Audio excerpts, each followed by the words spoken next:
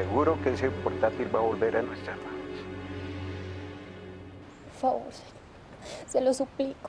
Ayúdeme a salir de aquí. Yo sé que usted no es el hombre malo que aparenta ser. Ayúdeme a salir.